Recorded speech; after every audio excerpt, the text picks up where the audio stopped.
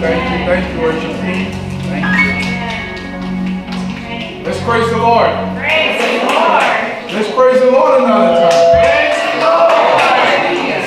You all should know me by now. We should be excited about the God who woke us up this morning. I don't know if you guys been watching the TV, as Sean has mentioned during worship, how the guy from his mind just slipping out. But anyway, there's a show that I watch on CNN. Bourdain, thank you. And it looks like everything was going well for this young man. And yes, he's young. He's our relative. Man, he's young. And they found him dead in his hotel.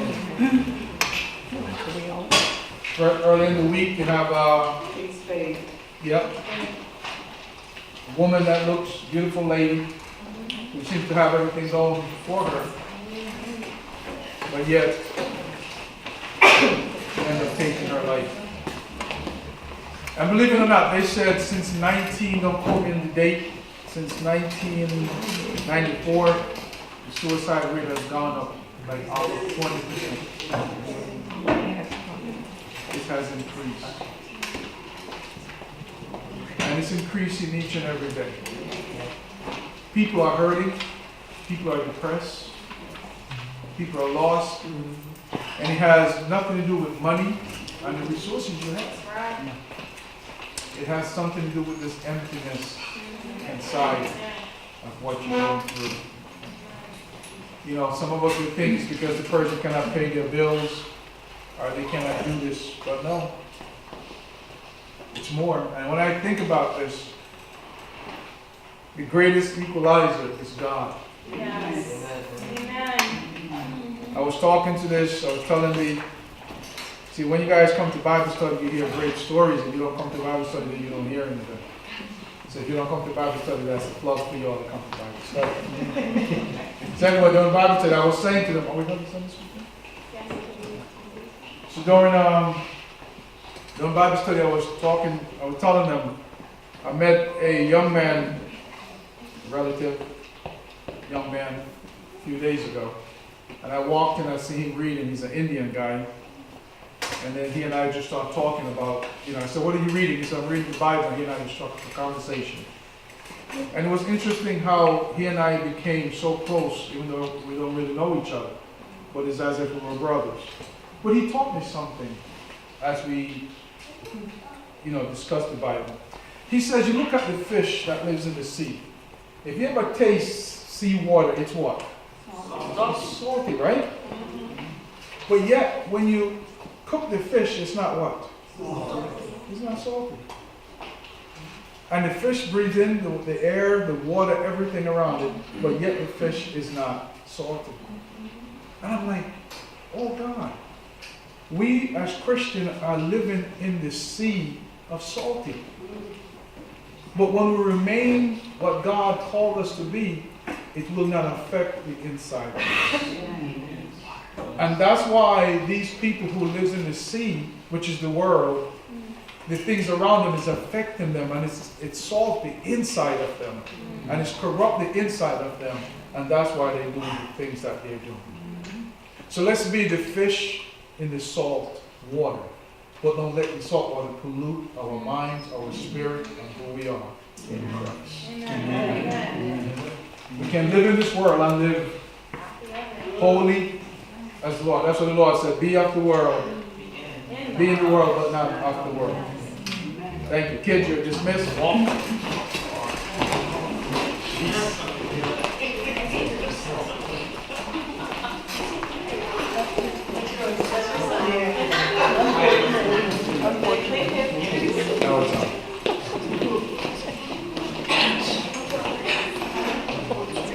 I know you all look in the bulletin and there's a guest speaker. I'm your guest speaker today. Changed my name. So I'm changing my name back to Peter Williams again. I know you all couldn't live without me too long. I know some of you all are crying, where's Peter? So Peter is back. Yes. So our scripture will be taken from Genesis 21, from verse 8 to from verse 8 to 21. Genesis 21, verse 8 to 20. If you find it, say amen. Amen. All right, let's jump into it. I want to talk about Hagar today. And if you all know who Hagar is, Hagar was Abraham's servant, Sarah's servant, young lady. And he received her when he went to Egypt, and he lied and said Sarah was his wife, wasn't his sister, sorry, even though he was his wife. And he got rewarded because God was with him. And because God was with him, he ended up receiving Sarah, Hagar, as Sarah's servant. And as you know the story, that God said to Abraham, I'm going to bless you, and you're going to have a son. And Sarah decided that, God, I think you should. Sarah decided and said, I think, God, I should help God out by giving Hagar to Abraham as their child, to have a child with. And Abraham did it after 10 years. I'm going to focus on Hagar this morning. Sorry, I'm trying to get my thoughts together. Ishmael was born, I want you to listen to this, in Genesis 16. Ishmael was born when Abraham was 86 years old. So when Isaac was born, Abraham was 100, about 100, 101. So there was like a 15-year difference between Ishmael and Isaac, right? But you got to understand that Ishmael was a blessed child. A lot of us in the church don't want to recognize Ishmael because we say he comes from Hagar, the Egyptian woman. But we also fail to understand that the 12 tribe of Israel also came from two servant ladies from Egypt as well, in the 12 tribe of Israel, that because 4 mothers formed the 12 tribe, and we accept those 12 tribes as God's tribe, but Ishmael, we kind of like pushed him away. But he is God's son. He's Abraham's son, sorry. And because he was Abraham's son, God says, through your seed, Abraham, I'm going to bless the world. And to you, whoever comes to your line is Abraham, you're also going to be blessed. So Ishmael was part of that blessing as well, as we don't want to recognize it. So in when Hagar got pregnant, Hagar beefed up herself and say, now I'm the wife because what you couldn't do, I can do. So she started putting Sarah down, and Sarah got mad and kicked her out, and she ran and she hid. And then when she was in the wilderness, God says to Hagar, Hagar, where are you going? And what are you doing here? She says, my master and I, my mistress and I are at war. But God says to Hagar, go back and submit yourself to Sarah. But the seed that you are carrying is a blessed seed as well. Your son, his name is Ishmael. And he's going to be blessed as well because he's Abraham's son. Just work with me here. So now, chapter 21 and verse 8 says, when Isaac grew up and was about to be weaned, Abraham prepared a huge feast to celebrate the occasion. But Sarai saw Ishmael, the son of Abraham, and her Egyptian servant Hagar making fun of her son Isaac. So I want you to picture what's going on here. This is a great celebration. He weaned, and they're having a good time. The age difference is there. And maybe Ishmael was making fun of him, because that's what all the kids do. If you have more than one kid, you understand what takes place. They fight and they argue and they run and they make all kinds of stuff at each other. But Sarai looked at it, and Sarai saw that this is my son. Why would I allow this servant's son make fun of my joy my life, my world. And she said to Abraham, I want you to get rid of this woman. But I want to put you in Hagar's place. Now, Hagar is the servant lady. Maybe she prepared this great feast. And she's having a great time and everything was going well. Because remember, Hagar didn't have a family member where she was. Because she was taken from Egypt against her will. And she was given to this family against her will. And she had to make their home her home. So she had nothing there but what they gave her. All her life, her roots were right there. Her son roots, that's the only place they knew. So she felt, this is my home. She felt, this is where I belong. This is where I should be.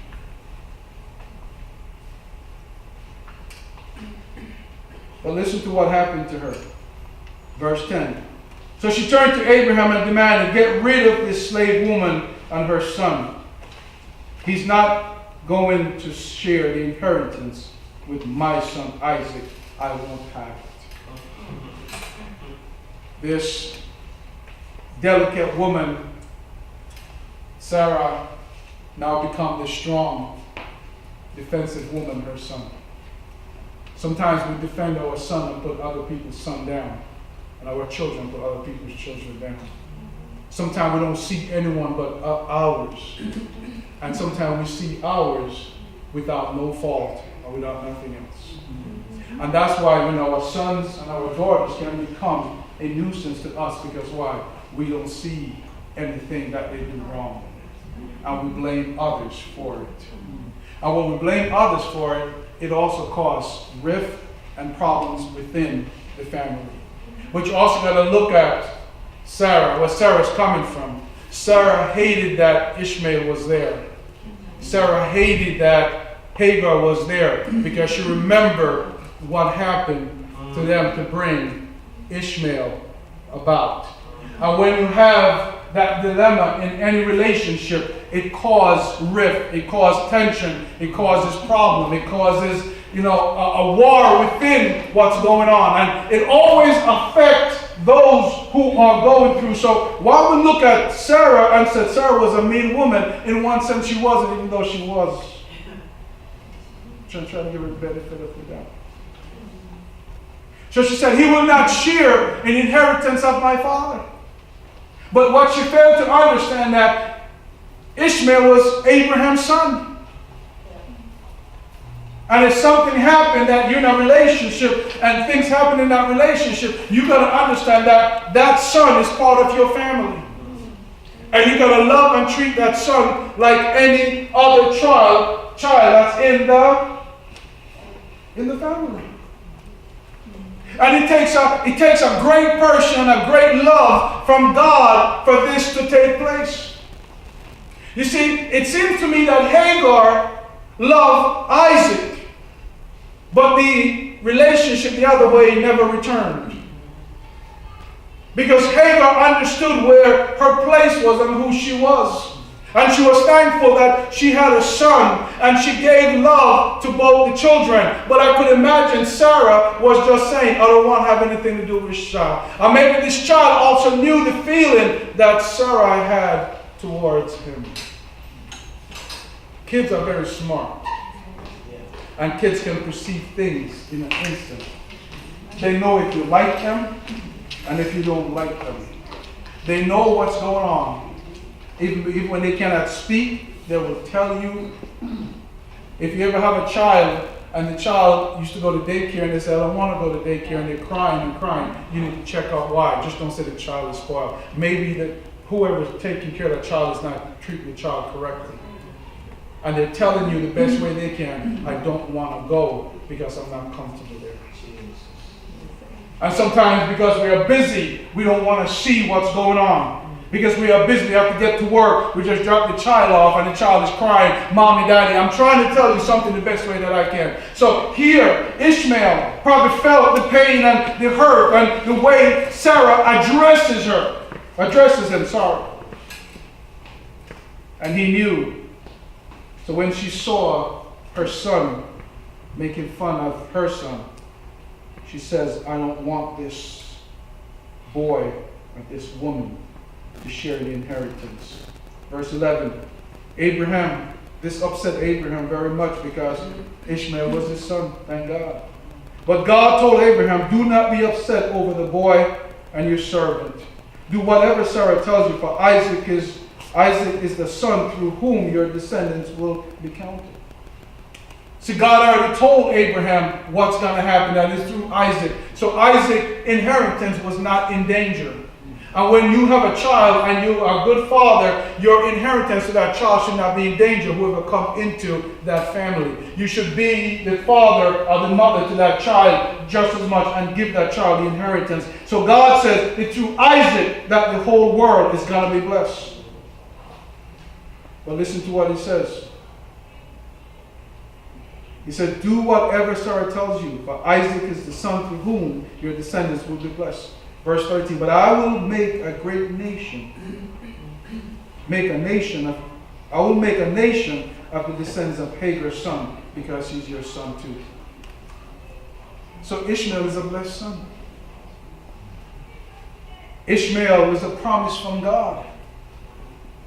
Ishmael said, because you bless, because you accept what I give you, and you went and did, Ishmael is going to be blessed as well. So Abraham, listen, so Abraham got up early in the morning. And I'm talking about Sarah, Hagar right now. I just want you to imagine what Hagar is going through. So he got up early in the morning, right?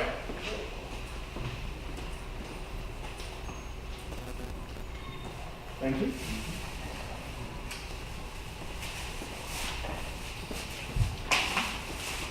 So I want to put you in the place of Hagar for a minute. Hagar got up not knowing anything. Maybe she got up and she made breakfast. Maybe she got everything prepared. And she's not thinking about anything. And Abraham come to her and said,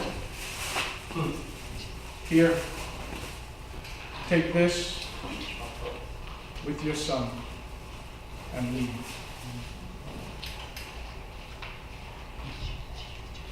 And she said, here is your bag. The scripture says, you can see it in a minute, just food and water. And say, get out.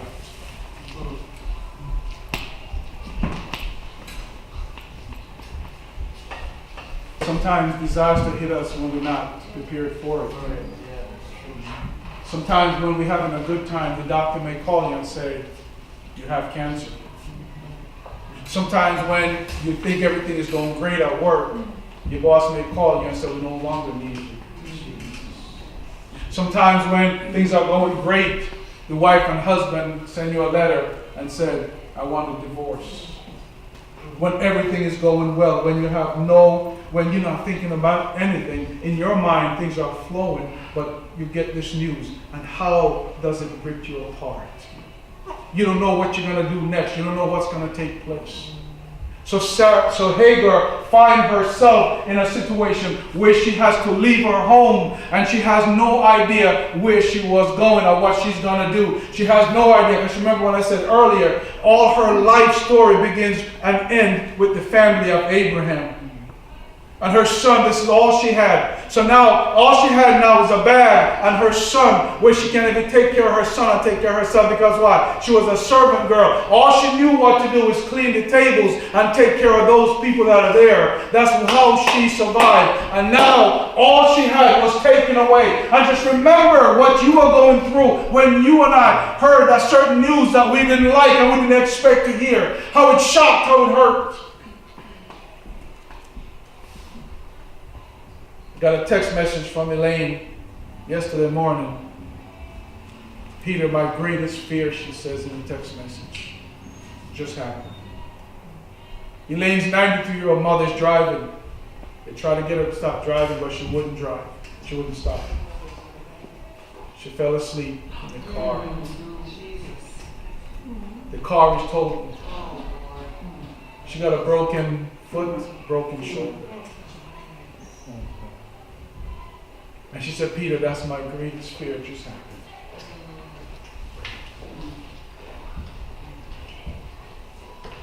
called me this morning. I texted her, she called me, and she was crying. And she said, Peter, I don't know, I'm numb. I don't know if I can make it. See, your greatest fear will make you numb. Your greatest fear will tremble you. Your greatest fear will shaken you. Your greatest fear will make you doubt. Your greatest fear will bring hurt. Your greatest fear will just destroy what your belief system is, and what you think was reality now has become a dream. You think you're in a relationship, and this relationship is flowing, is bubbling, everything is going well. You went shopping, you come home and you cook it, you put everything together, and then you get the letter. I don't want you. Or you get the news, I want a divorce. How does that hit you? You start thinking, what's going to happen to the kids? What's going to happen to me? What's going to happen to us? What are we going to do? And there's a shock that comes to your system.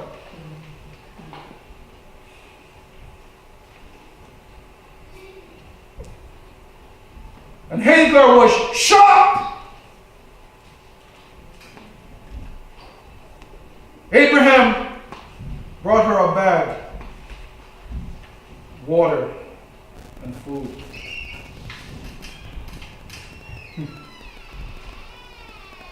Verse 14, so Abraham got up early in the morning, the next morning, prepared food and a container of water, and struck them on Hagar's shoulder.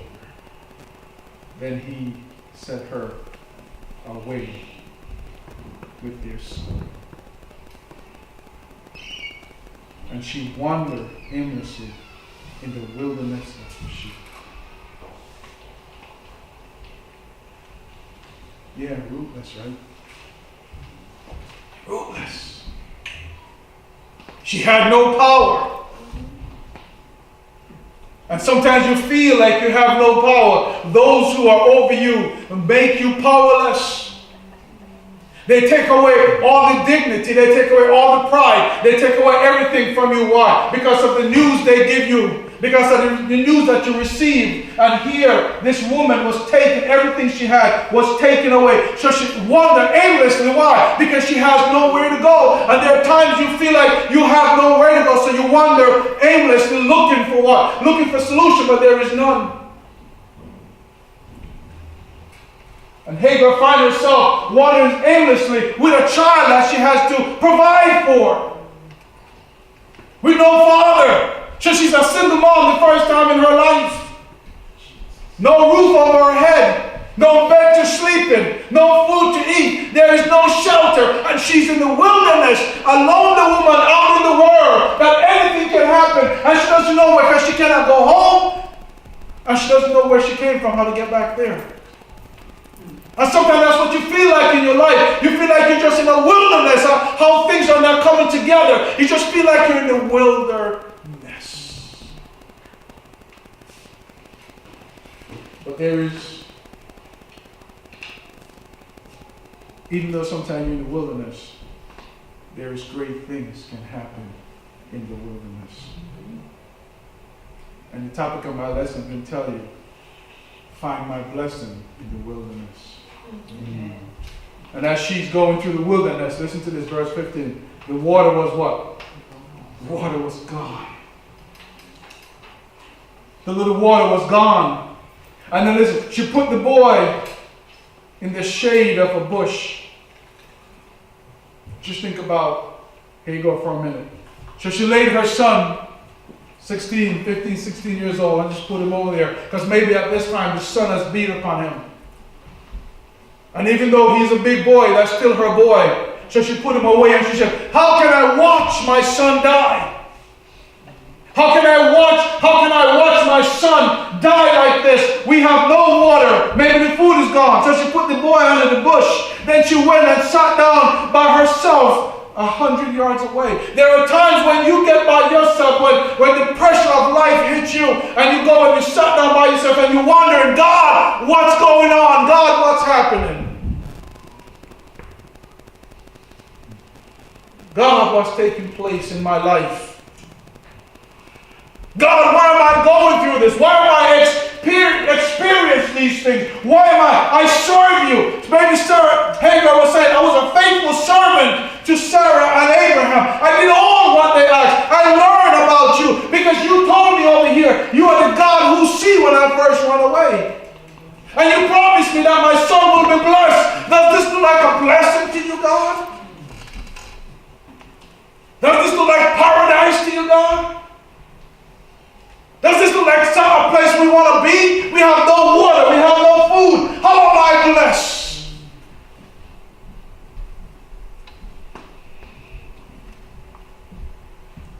I don't want to watch the boy die, she said as she burst out in tears. Sometimes all you can do is cry because of the overwhelmness of life situation that comes your way. Sometimes all you can do is just weep. And sometimes you have no one to weep to. The tears is flowing, you don't know who's watching or who's hearing or who's recognizing. You see, I bet you those people who just committed suicide, they were weeping, but no one was listening. No one was watching.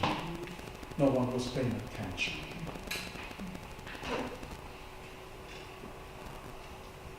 Or when you find yourself in a place where there's no one listening, paying attention.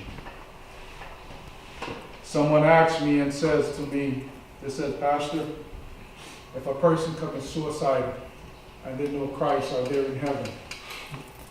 I said, I cannot answer that question. I'm not in a place to answer that question. But I said, they made a choice. Suicide was one of the choices that was available to them, and they choose suicide. They could have choose to tell a friend.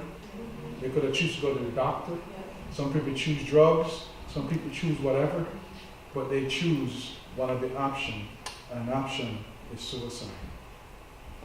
And that's between them and God. See, this life is rough.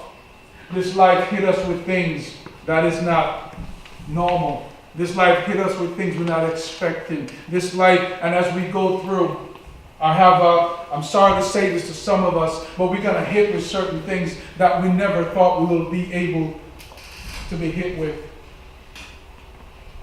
As we sit here, and you sit here smiling, laughing, we're going to be hit with stuff that you never thought you would hit with, because one day you get a news that is going to shake your very ground, your very foundation where you stand, and it's going to make you quiver.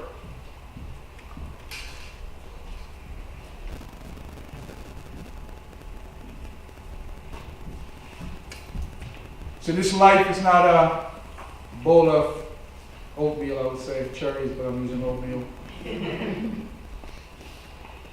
It's rough. It's tough. It's hard. Especially when you're married and have children. It gets even harder. It's not easy. Pressure. Work. Home. Children. Yesterday I picked up a guy, we're doing some work. His name is Lewis, and he says, Peter, the volcano killed over 200 of my people. And he says this ashes is still covering there, we can't find people. And he says, oh my God. And he's here, and they're there. I was watching the news, one of the ladies says, I tried to get my mom and the children out, but they didn't believe me that the volcano was real. And everything just came and just burned them all up. And she said, everything is gone. My whole family, my home. I have nothing left. What do you say to a woman in that condition? Are you going to just sit there and go and pray God is going to take care of it?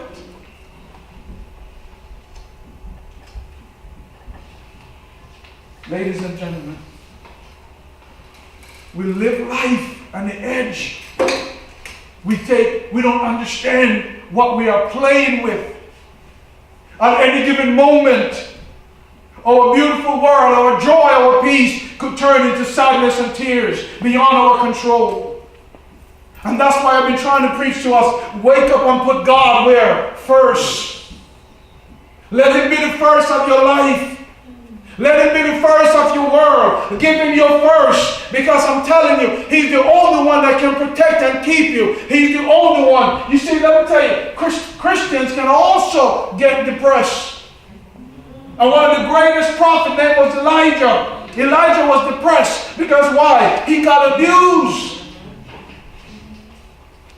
And he was a mighty man that called fire down from heaven to burn up the sacrifice. He killed 850 prophets of Baal. And he feel like he was a mighty man. But yet a beautiful woman named Jezebel says to him, tomorrow by this time if you're not dead. And in an instant this powerful man start doing what? Start running.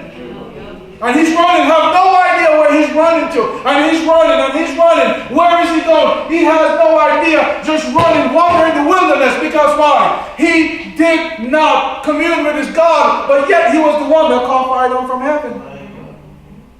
And then, but you see, when you serve God, He will intervene, and He will say to you, Elijah, where are you going? I don't know where I'm going, Elijah says. I'm running. And sometimes we find excuses for our running. And Elijah says, Lord, I'm the only one that's left. Sometimes when we're going through certain things, we feel like we're the only one that's going through it.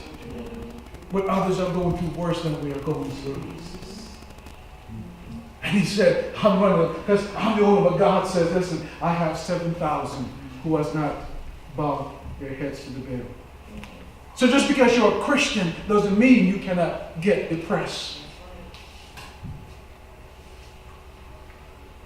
Verse 17, but listen to this. But God. I love that verse. But God. I guarantee that those two who committed suicide did say, but God, they would be here this morning. See, what we're going through, all what we're going through, what we experience, and I'm just telling you that we are going to experience these things because what? It's life. I'm not speaking anything as a prophet. I'm just telling you that it is life. We're going to face things we didn't expect to face. But we got to understand, but God. There's a but there, and thank God for this but right here. But God. When she left her son to die, but God. When her water run out, but God. When her food run out, but God. When your job is loose, but God. Whatever you're facing, you can say, but God. Amen. Oh, Harabakoshanda. But God. Amen. You got to understand that we have a but God. Amen. So we cannot trust in what we see. We must trust in the but God. And we got to believe that but God heard her prayer because why? She was blessed before. And sometimes you're going through your pain and your hurt, and even though there's a blessing coming for you, the enemy wants to destroy you before the blessing. But you got to remember, God spoke and said what? I will bless your son. So even though she left her son over there to die, God already have her son become a nation and 12 princes out of your seed. And sometimes you don't feel it because of what you're going through, what you're experiencing. But you got to understand that God has a promise for you, because He said through Abraham, all the families of the earth is going to be blessed. And if you're Abraham's child, you are blessed no matter what you are experiencing this morning. You may not see it, but there's a but God. But God heard the boy crying. Why? Because God made a promise. And if God made a promise to you, that if you accept me as your Lord and Savior, I will never leave you, nor forsake you. He said, I will provide all your needs according to your riches and glory.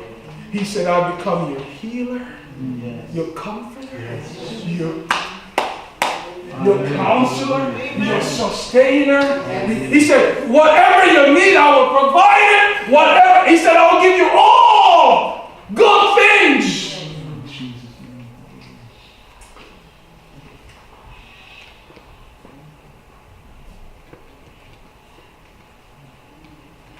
I will give you all good things. And the angel of God called to Hagar from heaven. Isn't that a special thing? Sarah didn't want her. Abraham had to let her go. But God saw her. And God wanted her. You see, ladies and gentlemen, you may feel like people don't want you, but your Heavenly Father desires and wants you. You may feel like people say, I don't need you, but your Heavenly Father needs you.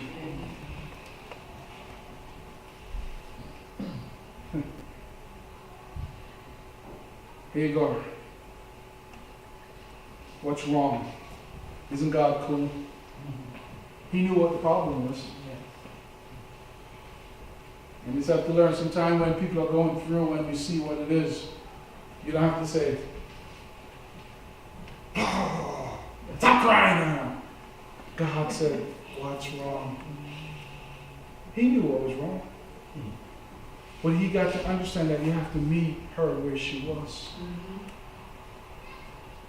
Sometimes that's what we need to do. We've got to meet people where they are. Even though you know what's wrong, but you need them to tell you before you're trying to fix something you're not supposed to fix. See, God could have fixed anything. But he says, talk to me first and tell me.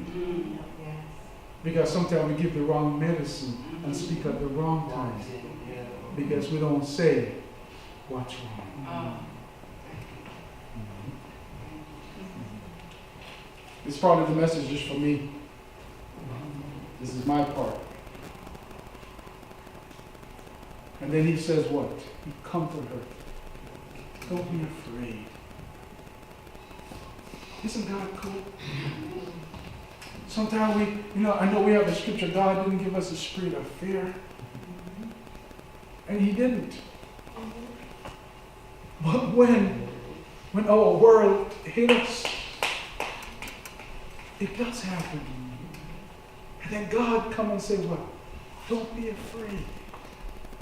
Isn't that reassuring that he can come and say, don't be afraid?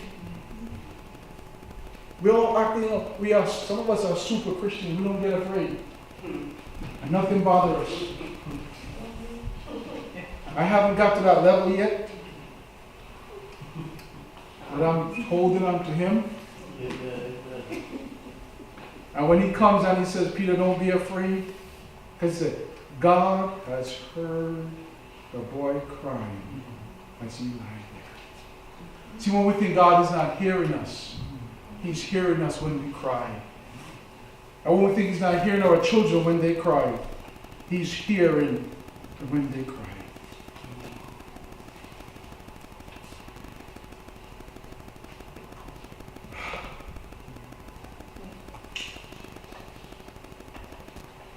Go to him and comfort him.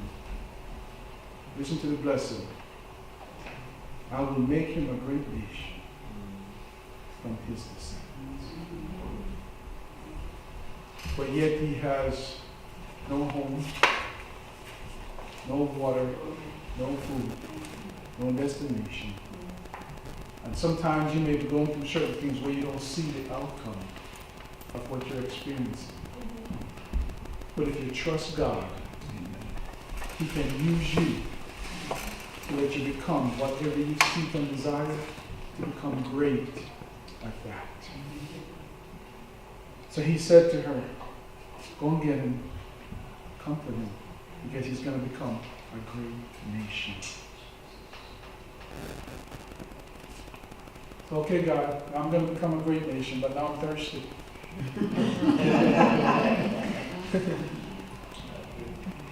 I need a drink because my water's gone.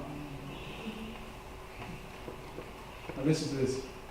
Then God opens Hagar's eyes.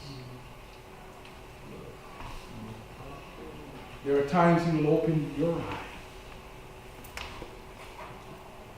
You see, her eyes was not really closed in a sense. Because why? There was no water there. But God, what? He provided a blessing in the wilderness. Hallelujah. So no matter what wilderness you're going through, or you feel you're in, He can provide a blessing in that wilderness. But you got to be able to allow Him to open your eyes to see the blessing. He's a God who provides. They were singing this song. He's what? He's God the provider. He's Jehovah Jireh, Jehovah Rapha, Jehovah Nissi. He's Jehovah God. And He said, I will provide all that we need and desire. So he said, I'm thirsty. And He said, God opened her eyes. And she saw what? A well full of water. You tried to tell me she couldn't see that before? You see, when God says He's going to bless you, He will create a well out of dryness. When God is going to bless you, even when your boss said there's no raise, He will give you a raise that you never thought coming. In your marriage, there could be flowers blossoming in your marriage. Whatever it is that you are facing in your life, you serve a God can give you water in that situation. Yes. He's a provider. He's a life giver. He's a sustainer. So don't look at your wilderness. Look to God. Don't look at what you're going through. Take it to God. Don't look at what you're experiencing. Take it to God. You feel depressed? Go talk to Him about it. You feel outcast? Go talk to Him about it. You feel like you don't have a home? Go talk to Him about it. Whatever in your needs are, go present it to Him. And the prayer line, we've been praying for some deep stuff. And we stood down and we just add Elaine's mother. My mother is doing better, thank God, when I saw her.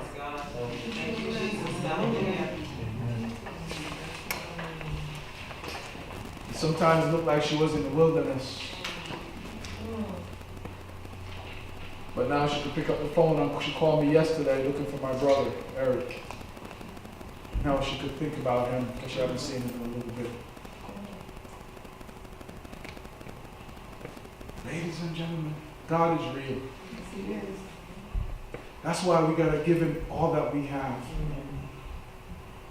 If you hold anything back and don't give it to Him, you're robbing yourself of your own blessing. That's right. You see, He's a God that I've learned that when we give to Him, He do way more than we give to Him. But we got to give Him something. And just coming to church and sit here and just listen, it's not going to take you through the wilderness. It's going to take you finding and spend some time with Him in private for Him to take you through here. You see, Hagar learned from what you see from Abraham, and she got some of it. And God saw it, and God came and did what? Visit her and provided for her water in her wilderness. And she saw the well. She quickly filled her water container and gave the boy a drink. And listen to this. And God was with the boy, and she grew up in the wilderness. So God made a home for him where? In the wilderness. You see, God can give you life in your wilderness. God can give you favor in your wilderness. Whatever you're going through, whatever you're experiencing, whatever, I want to let you know this morning that you serve a God can meet you wherever you are. You don't have to be in the beautiful palace or whatever. You might be in the lowest part, but God comes down and He visits you wherever you are. That's why He said what? Come as you are. And Ishmael grew in the wilderness, and he became a skillful archer.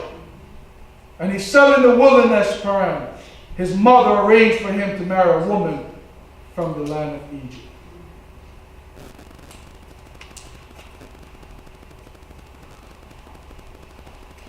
I want you to understand, Hagar was taken away from her family. But if she was not taken away from her family, she would not be able to have this relationship with God over here. And she would not be able to bring forth a son from our father Abraham. that has become a nation on its own. Sometimes we go through certain things we don't look at. That's why the scripture says, whatever we find ourselves, give God praise, because He has a plan for it.